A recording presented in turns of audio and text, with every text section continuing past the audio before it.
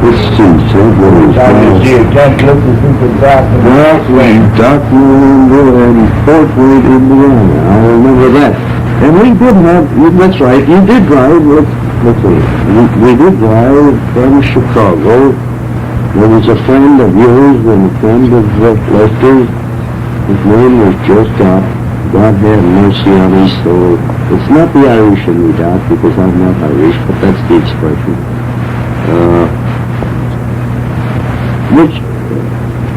Now, looking at Lester, I think this is a very funny piece of business.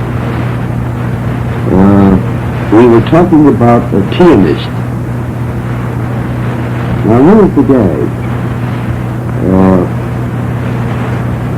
Doc says that Erskine was a pianist. And Joe Scott says, no, I didn't think he was a pianist. I thought he was an expressionist. Ha, ha, ha, ha, ha. We all laughed at the gag at the time. I don't think it's funny now. But it's something that I remembered while we were in the car driving to this convention. Oh, I would like to tell you a story about another individual that I won't dare do it. You know him, I know him, what's enough. We all know him. Tell it. Oh, no, I don't dare tell this. Why not? Oh, no. I have been excommunicated from the family, rather his family, by telling the story. And I don't dare repeat it. Well, anyway, Doc, the weather here is very nice. The skies are not blue, they call it smog sky. I mean smog blue. I put a name for a color. If you can't see beyond your nose, why, it's the smog. If you can see beyond your nose, this is the Chamber of Commerce that is speaking. If you get an order, well, you're fortunate. If you don't get an order, well, you're not in the right place at the right time. I was telling my Sue about an hour and a half or 2 hours ago that I was ready to go home and to bed because I'm not living with the guy because I wouldn't trust him. I've always been suspicious. Now that he wears a beret. Oh, Jesus, God, please, don't be pushing me around like that.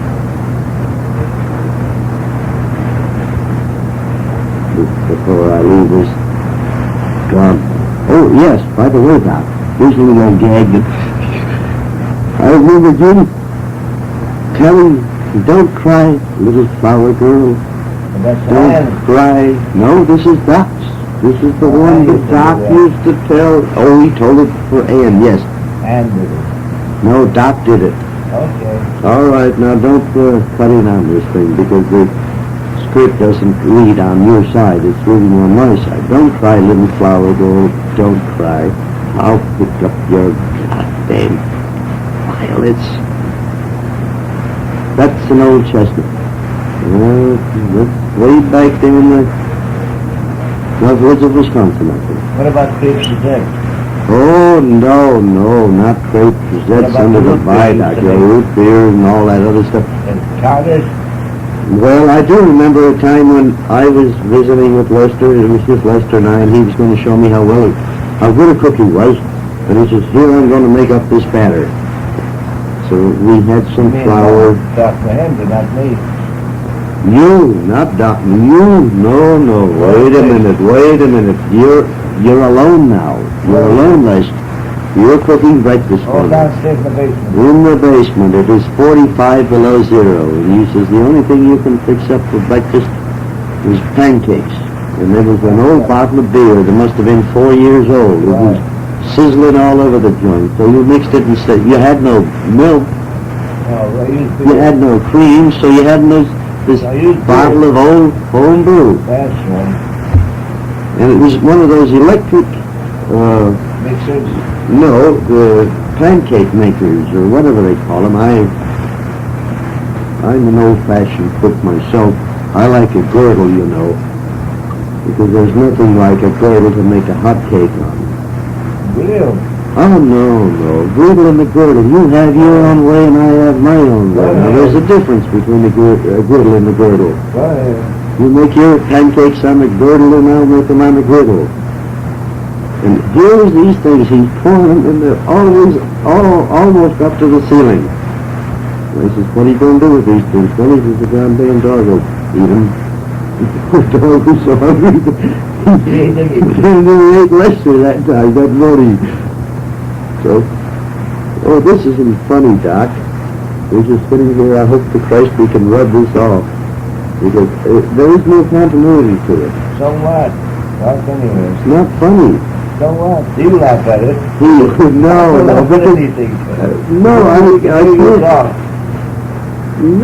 I can't get some of these little situations that have happened. All right, you worry about it. in these. Well, anyway, Doc, I did see Marilyn. That is, Doc. I don't say Marilyn Monroe because Marilyn Carter almost looks as good as Marilyn Monroe, but she's a lot younger. And she did her rent act at the Magic Club in Chicago just before Christmas. It was a Christmas club.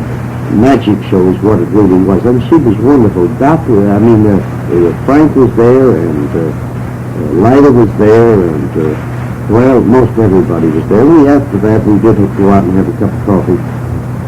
Frank didn't ask me out for a drink. I thought maybe he was getting a little bit tight.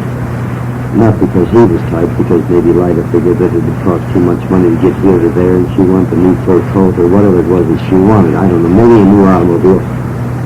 But she was wonderful. Marilyn was wonderful. She's got a good voice, a good distant voice. The suitcase that she does is wonderful. Her voice modulation is very, well, let me put it this way, excellent. Not professional. She does need a little polish. Show me a bag that don't. And, what else can I think of? I mean, you sort of confuse me, Lester. Not confuse me, but confuse come me. to the shop. What was the thing I'm trying to figure out? What the hell made you come out here? What made you leave the shop and close the shop up and come out here? The weather. It wasn't guest. No, the weather. I just can't take it anymore. I'm just an old fuss button on it. The bones are creaking all over the joint. I'm slipping and sliding off. That's it. I'm not running away from anything. The only thing I'm running away from is weather. Work, I've got more than I can handle. You see Carter lately? I just told you that I saw Carter before Christmas at this Christmas party where Marilyn, his daughter, did the vent bit, and I thought she was very good. How's he feel? And certainly, I'm very happy to tell you, Doc, that Lester, at no time, was her teacher. Oh, boy, that is really something. Right. How's that? She is a success simply because she has a martial figure. Now, it's not a Lester technique in ventriloquism that makes a success of an individual. It is a martial figure. That's what's That is very important. That's what's So we're not having anything but martial figures. Doc. Oh, by the way, Ann, in case you're not doing anything and you want to make an extra buck and you can't do it squeezing carrots or celery or whatever it is that you're squeezing down there. I know it can't be Doc because he's too big, you can't get your arms around him. Get yourself a martial figure. You won't need a routine. I'll put the whole routine right in the figure, and all you have to do is walk out on the stage, pull the string, and you're set. So you get yourself that 75 and $100, $1 if you don't understand bucks down there in the South. You get about 3 of those a week. Who wants to squeeze carrots? Come on, Lester, you say something. Well, how's Frank Carter? How do you look? Does he look okay? Huh? Do you look okay for Frank Carter? Oh, yes, I thought he was all right. He maybe a little bit on the heavy side. Why don't he answer his letters when the Hendra writes to him and here? Oh, legal business, real estate. He doesn't dabble with magic anymore, does he? No, he had reached the stage where he found out that magic is something that costs money. He had neglected his legal talents for years, hoping that he might make a nickel on magic. And now that he found out that magic doesn't pay off, he had went back to the thing that really pays the rent, the taxes, and buys the clothing and, the necessities of life. Yeah, but he's doing lecturing now. He's lecturing on musical instruments. I would, so help me, he told me that he was lecturing on music. If his lecturing on music will be anything like his family band, if you remember, Les, they was dark and they was lighter and they was all the kids. Everyone blew his own tune. Right. They never finished together, but evidently the tune made it possible to put Judge Carter back on the bench. That's all that counted. Who cared whether they were in tune or whether they were out of tune, sawed logs or not, because sometimes I think they did. No, he's buying all old instruments, all antique instruments. Oh, hell, he isn't buying old. He's so old now, why should he try and add any more antiques to the bones that he's already accumulated? Some of them are with old instruments and demonstrating them and playing on them, so demonstrating the music. Well, perhaps if I write him a letter and sell you, could I wrap you up in a package and send you down to your river? Good. He may send you up as a bag of bones in the corner, and before long, if Frank is nearsighted, he might pick you up and play you as a bull fiddle or something. Good. Good. You think he could get a tune out of you? Sure. I can whistle. Well, at least you could squeak and squawk. I can whistle.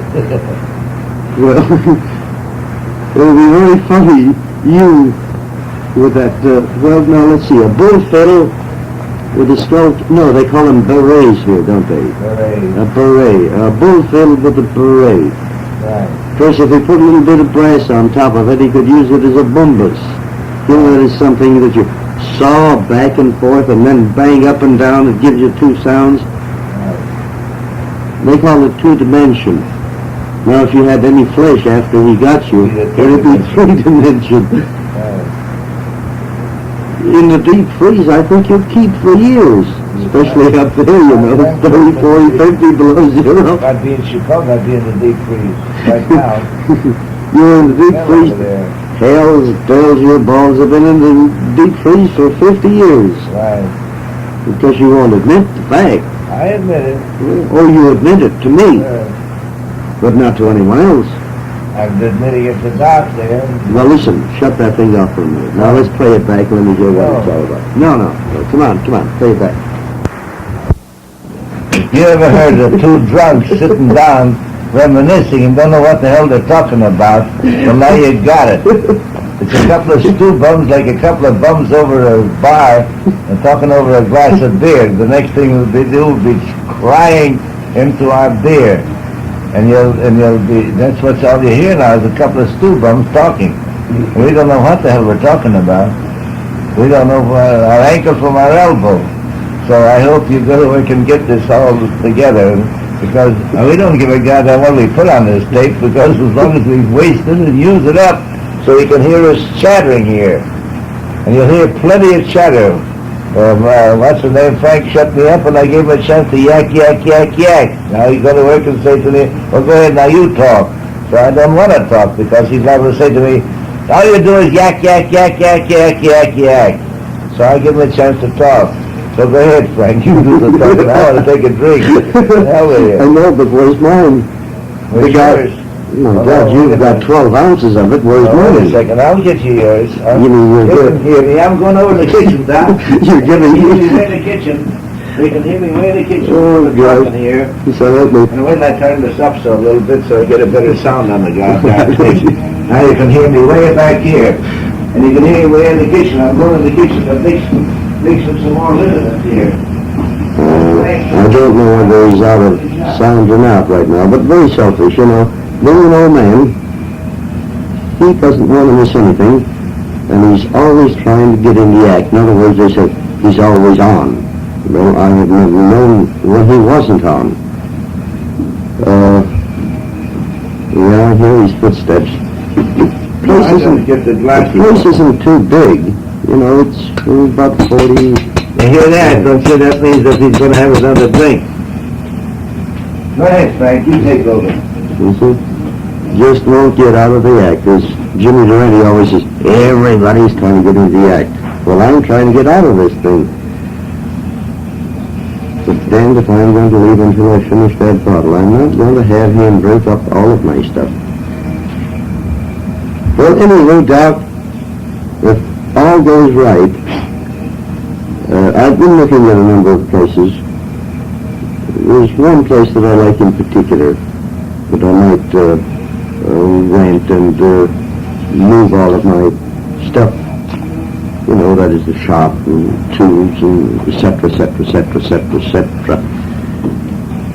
And, but it'll be far enough away from my pet peeve so that it'll cost him car fare to come to see me. And I know that he won't spend it. You'll have to make at least one transfer, and I know he doesn't like to ride these streetcars that they have in this part of the city or this part of the country, and the bus. Oh, the buses are horrible. They don't give you a ride. Well, let's not go into that. I could, but I won't. So, it'll be quite an event. Here I go again, looking for words. Remember, Doc, this is way in the really small hours of the morning. I'm going to see that I'm far enough away from this character so that he doesn't visit me too often. When he does, he'll have money in his pocket to say, well, now, I have a pupil who wants to buy a dummy, and here is the deposit that he gave me. Of course, I'll take away his money before he leaves. I'll see that he leaves it. I'll take it away from him, in other words. And then send him back to his sanctum sanctorium, which is a studio. I don't know if you've ever been in it or not. It's one flight up. Oh, there might be, let's see, there's 3 or 4 rooms. You know, I think the guy is really conceited. There's mirrors all over the joint. I just noticed it. There's folding doors, you know, these drawers that go back, and they're not sliding doors. Kitchen, don't forget. They're folding doors, and every door has got a great big full-length mirror in it. And he's forever looking into these things. I really paid no attention to it till just now. We had our pictures taken. I know we had our pictures. I made some pictures, and he posed like a ham. That's right. He was like one of these little cheesecake girls, you know, that comes from Bagnese, Iowa, or Kokomo, or, you know, some of these little towns. I hope you get some prints of those pictures. And believe me, if you want, Doc and Ann, the guy has thrown his profile at the camera. He has a profile. Ha, ha, ha, ha. John Barrymore. I always thought it was my profile. It was the last word. But the guy into a looking glass. Oh, gee whiz, I hope to God that you're never going to be like this. Doc, please don't. Don't let it go to your head. At least I know that it's gone to your stomach. Well, tell him you'll send him a set of pictures anyway. Oh, yes, you mean a set of these pictures that we made here this afternoon? Yeah. Or this morning. It was this morning because I was downtown about noon, so it was this morning. You know the guy... Does get up in the morning now. Huh? I do get up in the morning. Oh, he does get up in the morning, yeah. About 1 o'clock. He calls that morning. Right. Well, go ahead, Les, now, come on. Now you talked about the folding doors, about the looking glasses, and the pictures. You took the pictures with the camera. And it's 2 o'clock in the morning right now, Doc. Now, this thing is nearly... Oh, we haven't got it full yet. This side is not quite full yet, but we may chatter some more. before we shut up. And then, now this tape I'll save, and then I'll put the other tape on Monday, I guess, or Tuesday, because I want to send some more stuff on the other tape.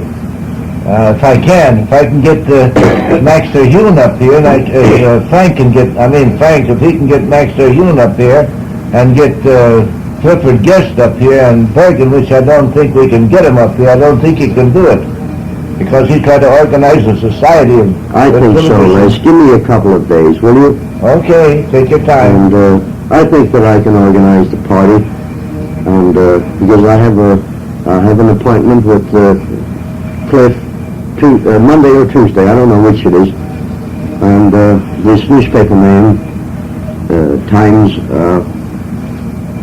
well, he's an artist for the Times newspaper here in L.A., L.A. Times, is that what it is? And I'll see Max in the morning, and if Royce comes to Royce, maybe you can get... we'll get them all together at the hotel. I mean, and from there, why, it really doesn't matter, as long as we get them all together. And, of course, you, being the guest of honor, I hope so. Yeah. Well, I don't see any reason why. You're the oldest one. They'll give me the brush-ups. I don't see it. No, Les. Yeah, That's typical of a man your age. Yeah. I don't know why you In feel Hollywood, that. they don't think that. I tell you the truth. They have no principle, no honor. Whether it's Hollywood or whether it's Rhinelander or whether it's in Doc is down in San Antonio, is he? Yeah. San Antonio. It don't make any difference. People are people everywhere. Look what he did to Doc. I don't He care what... organizes a state organization and everything else, and they steal the whole thing away from him. Hey, Doc, by the way, were you at the convention, let's see, this last Texas convention last year? When was it, in July or something? They gave him a big celebration. They gave him a big send-off. Mike Zenz and I sent a record. Oh, no, Mike's been dead a year ago. What are you doing? More than a year ago. What are you talking about? Oh, this last one, no. No, this last summer.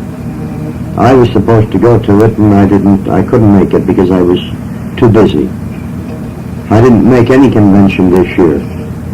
And, of course, this coming year, I'll be in California, therefore I'm going to miss the Chicago SAM. Oh, yeah, I'm going to be here. No, this is definite, Les. This is definite. I'll be here, and so I'm going to miss the one in Chicago, which will be the SAM, and the IBM will be in Louisville, I think, Louisville, Kentucky. Right. So I'll miss both conventions because I will be here. Now that's definite. When I find this little hole that I'm looking for, I'll be back in Chicago and pack up all of my stuff. That is the tools and not the benches and things like that. I won't ship out because I can build them myself. But my vices and tools and some power tools. I don't have many of them, just one. I have 3 of them. I'll be here. And very definitely, this is where I'm going to set shop. Not that I want to go Hollywood, as the people say around here, but it's just because, as I told you before, it's weather I'm running away from. By the way, Doc, I had one bad fall this year, not this year, but late last year. I pulled another ligament. If I pull any more ligaments, you don't have enough left. I don't have any legs left to walk on. And you'll be crawling around like an alligator or something. Don't be picking your nose, please. If you want to have a little fun on your own hook, that's your own business. Right, that's what I'm having. And, oh yes. No, I don't think I won't be able to stop on my way back home to see you. No, I think I'm going to change my way. I'm going up to San Francisco and from there back home. I think that's the way I'm going, Les. Petey is making figures for the San Francisco Magic Shop. Well, that's all right. Let him make figures. Exclusive. Well, he make figures for a magic shop. I don't make figures for anybody but ventriloquists. There's no fun making figures for magic dealers. I make figures for ventriloquists. And I have a lot more fun doing it. In case you don't hear this noise, Dr. Man, this machine is just grinding. It reminds me, I was in Long Beach today, and they have a lot of oil pumps. You know, they go up and down. They look like elephants that are digging down for a worm or something. Not a chicken, because the chicken sort of pecks, but these things are long and slow and deliberate, and all they do is go up and down, and that's just the way this machine sounds right now. I mean, it's the vibration of the machine or the reels or whatever it is that's going on around here. Oh, I don't know whether they'll hear it or not. They may hear it. They won't get it. Don't know whether it will register or not. No. But anyway, before this tape is spent, you know that I have been in the loop for the past 3 years or a little over, somewhere around there. And every morning I get up real early, not too early, so around 6:30, between 6:30 and 7. Make my pot of coffee, sometimes breakfast of, ham and eggs or toast. Could be a hard roll or sometimes a sweet roll, fruit juice or whatever it is. Dress and get on the bus, and I travel about 2 miles east. Then I have to transfer from there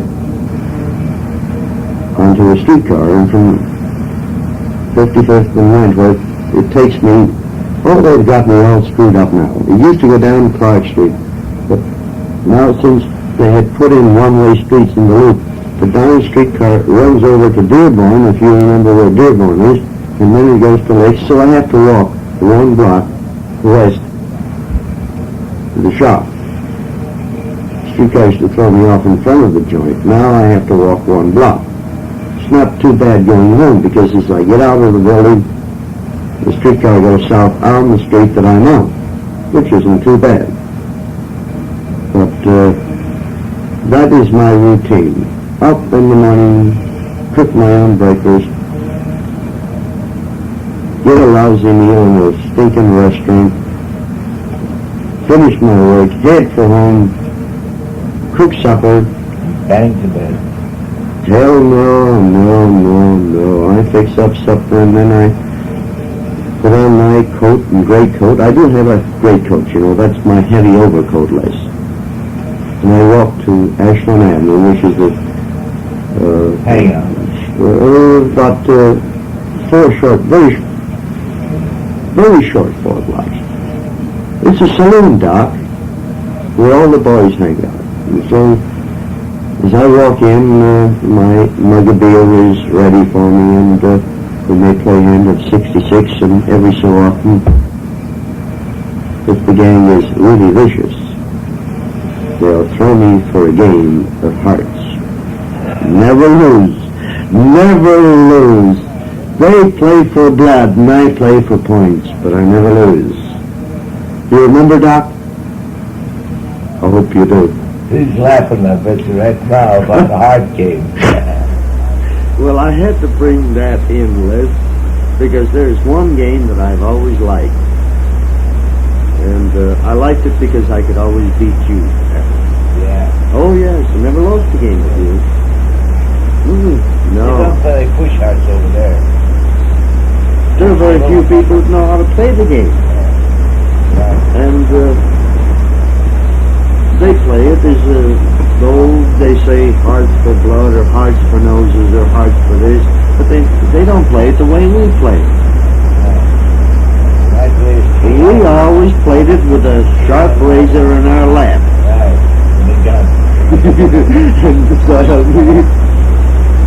I wouldn't lose a heart game to you. It was the last thing that ever happened in this world. And so help me, I haven't played a two-handed game of hearts, not even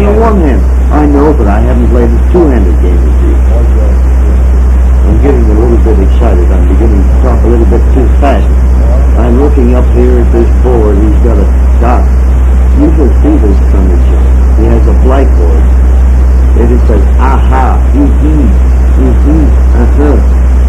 But as long as there's something to drink, all you have to do is say, bring it. You don't need ventriloquism for that. He understands that.